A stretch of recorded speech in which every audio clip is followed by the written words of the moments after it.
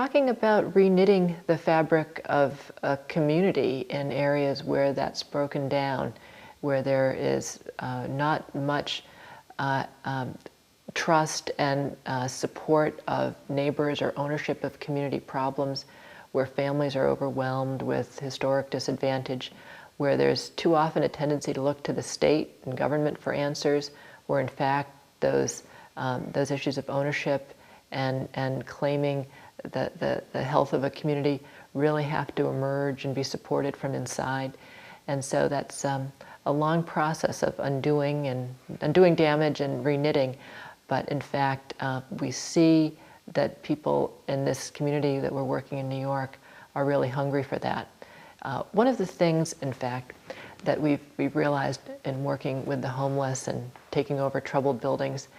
is, I think, tremendously hopeful, and this is the principle we work on in this disadvantaged community,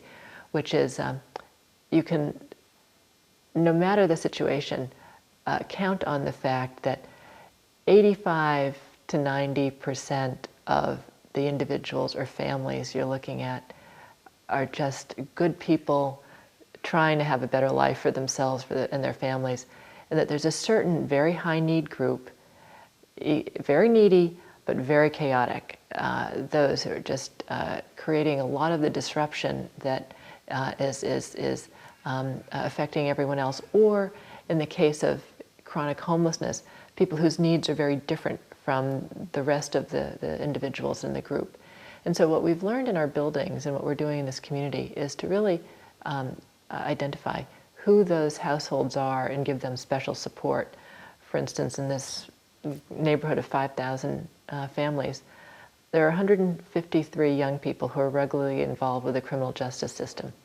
So we're concentrating there. And what we're finding is that most of the neighbors, they're just, they were afraid of these families, and the fact that we're working with these families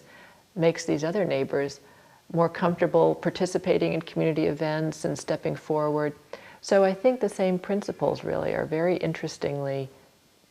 present in most social dynamics, which is a small fraction of people need particular help, but in fact if you can focus on that, the rest of the families are ready to emerge.